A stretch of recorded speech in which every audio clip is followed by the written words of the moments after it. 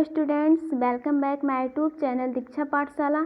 आज के इस वीडियो में हम शब्दों के वर्गीकरण के तीसरे प्रकार को पढ़ेंगे तथा इसके पूर्व के जो दो प्रकार हैं वो हमने पार्ट 1 में पढ़ाया था, उसको एक बार रिपीट कर लेते हैं। तो शब्दों के वर्गीकरण का जो पहला प्रकार था वो था उत्पत्ति के आधार पर। उत्पत्ति के आधार पर शब्द 4 प्रकार के होते हैं, तत्सम, तद्भव, देशज और विदेशी। ये 4 प्रकार के हो गए। दूसरा हमने क्या पढ़ा था, रचना या बनावट के आधार पे। इसके आधार पे शब्द 3 प्रकार के होते हैं, रूढ़ शब्द, यौगिक शब्द और योग रूढ़ शब्द। ठीक है, आज का जो हमारा टॉपिक है वो क्या है, प्रयोग के आधार पर। प्रयोग के आधार पर शब्द कितने प्रकार के होते हैं इसके बारे में आज हम लोग जानेंगे। तो बच्चों, अगर आपने हमारे चैनल को सब्सक्राइब नहीं किया है तो इसको सब्सक्राइब और लाइक ज़रूर कीजिए ताकि हमारे द्वारा कोई भी वीडियो अपलोड हो तो वह आप तक पहुंच सके। तो हम लोग अपने टॉपिक की ओर चलते हैं। आज का जो टॉपिक है वो क्या है, प्रयोग के आधार पर शब्द कितने प्रकार के होते हैं। तो प्रयोग के आधार पर शब्द 2 प्रकार के होते हैं, यानी कि प्रयोग के आधार पर शब्दों को 2 भागों में विभाजित किया गया है। कौन कौन सा, वो है, पहला है विकारी शब्द, दूसरा हो गया अविकारी शब्द। विकारी शब्द किसे कहते हैं, इसको ध्यान से सुनिएगा बच्चों।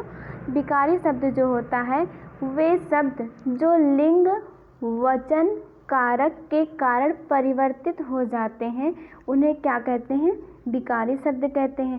ठीक है ना, कहने का अर्थ ये है वे शब्द जो लिंग, वचन तथा कारक के कारण परिवर्तित हो जाते हैं उसे हम लोग कहते हैं विकारी शब्द।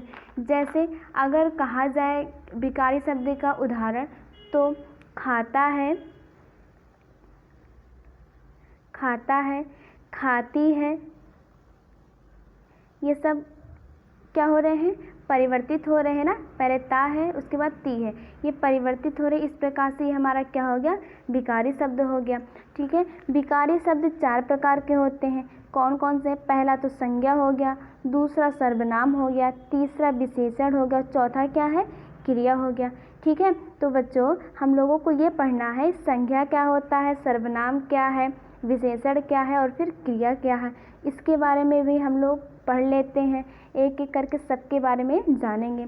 संज्ञा क्या होता है, वे शब्द जो किसी व्यक्ति, स्थान, वस्तु अथवा नाम के गुण, धर्म, स्वभाव का बोध कराते हैं वे क्या कहलाते हैं, वो संज्ञा कहलाते हैं। ठीक है ना, जो इसके बारे में बताते हैं वो क्या कहलाते हैं, संज्ञा कहलाते हैं। सर्वनाम क्या है, संज्ञा के स्थान पर प्रयुक्त होने वाले शब्दों को क्या कहते हैं, सर्वनाम कहते हैं। ठीक है, अगर कहा जाए विशेषण क्या है तो विशेषण के बारे में भी जान लेते हैं। तो विशेषण जो होता है उसे कहते क्या है, इसको ध्यान से सुनिएगा।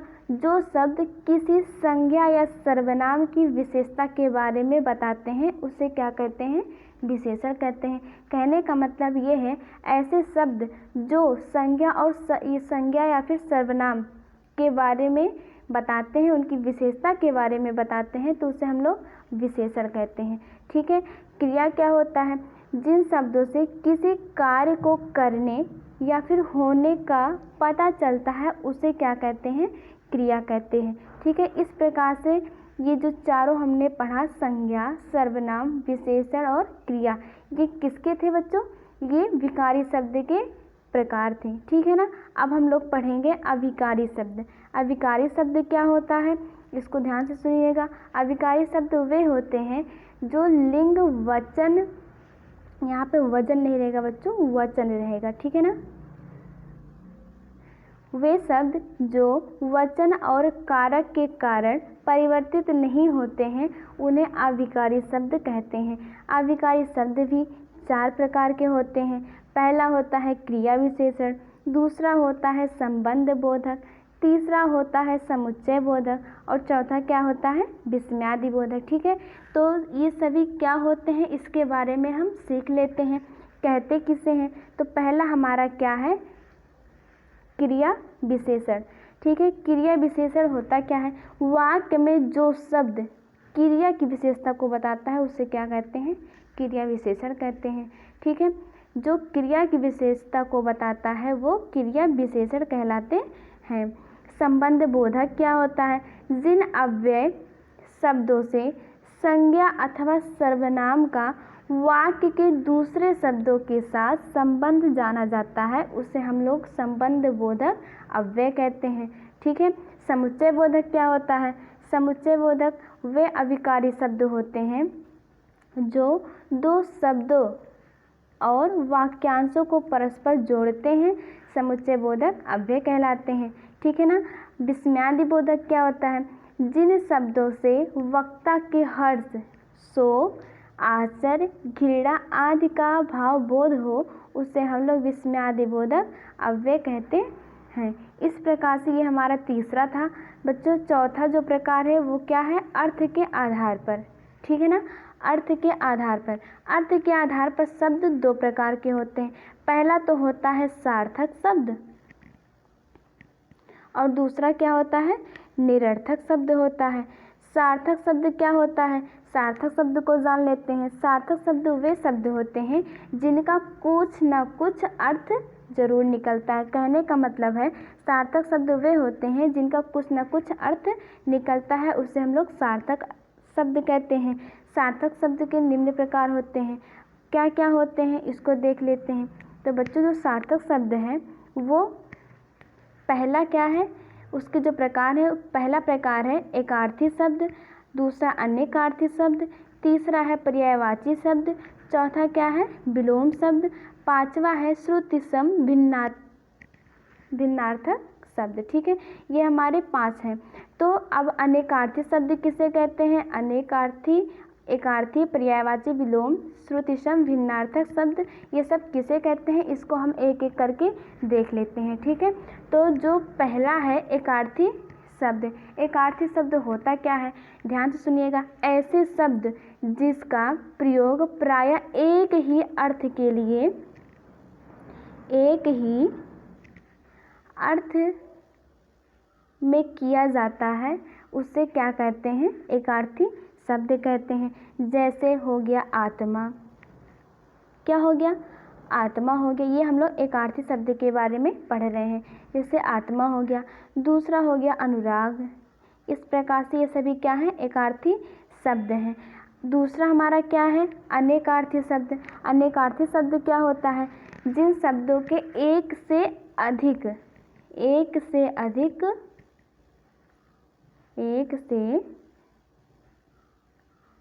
अधिक अर्थ हो, उसे हम लोग क्या कहते हैं? अनेकार्थी शब्द कहते हैं। अब अनेकार्थी शब्द का भी एग्जाम्पल देख लेते हैं। अनेकार्थी शब्द का एग्जाम्पल अगर कहा जाए बच्चों तो कनक हो जाएगा। जैसे कि मैंने कनक लिया। कनक के 2 अर्थ होते हैं। ठीक है। अभी हमने कहा ऐसे शब्द जिनका अर्थ यानी कि एक से अधिक अर्थ हो, वो क्या कहलाते हैं? अनेकार्थी शब्द कहलाते हैं। तो हमने एक उदाहरण लिया, क्या? कनक लिया। कनक का अर्थ एक तो होता है सोना, ठीक है, और दूसरा क्या होता है? धतूरा। पहला क्या होता है? सोना होता है और दूसरा क्या हो गया? धतूरा। इस प्रकार से ये किसका उदाहरण हो गया था? अनेकार्थी शब्द का। ठीक है। तीसरा हमारा है पर्यायवाची शब्द। पर्यायवाची शब्द क्या होता है इसको ध्यान से देखिएगा। पर्यायवाची शब्द जिन शब्दों के समान अर्थ हों उसे हम लोग क्या कहते हैं? पर्यायवाची शब्द कहते हैं। जैसे हमने लिया रात्रि। क्या लिया? रात्रि। रात्रि का और अर्थ क्या हो सकता है? अभी हमने बताया जिन शब्दों के सामान्य अर्थ हो उसे पर्यायवाची शब्द कहते हैं। रात्रि हमने उदाहरण लिया। रात्रि को कहते हैं रात, निशा, रजनी, ये सब क्या है? रात्रि के पर्यायवाची हैं। कहने का मतलब है रात्रि, रात, निशा, रजनी, इन सब का अर्थ क्या है? समान है। ठीक है। अगला हमारा है विलोम शब्द। विलोम शब्द क्या होता है?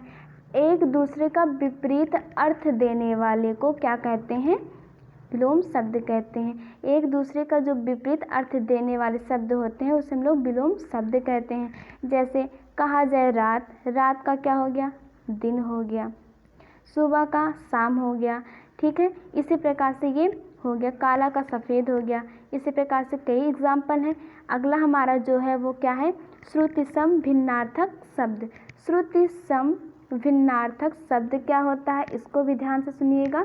जो शब्द सुनने में एक जैसे लगते हैं, क्या सुनने में एक जैसे लगते हैं किंतु उनका अर्थ क्या होता है, भिन्न भिन्न होता है, उनका अर्थ भिन्न भिन्न होता है, तो वो क्या कहलाते हैं, श्रुतिसम भिन्नार्थक शब्द कहलाते हैं। ठीक है, उसके बाद अगर इसका एग्जाम्पल देखें तो क्या हो जाएगा, जैसे हमने लिया अंश, अंश हो गया, अंश का अर्थ हो गया भाग, क्या हो गया, भाग हो गया। दूसरा अगर कहा जाए अंश, देखिएगा यहाँ पे छोटा सा और बड़ा सा का अंतर दिया गया है। अंश अगर कहा जाए तो इसका अर्थ हो गया कंधा।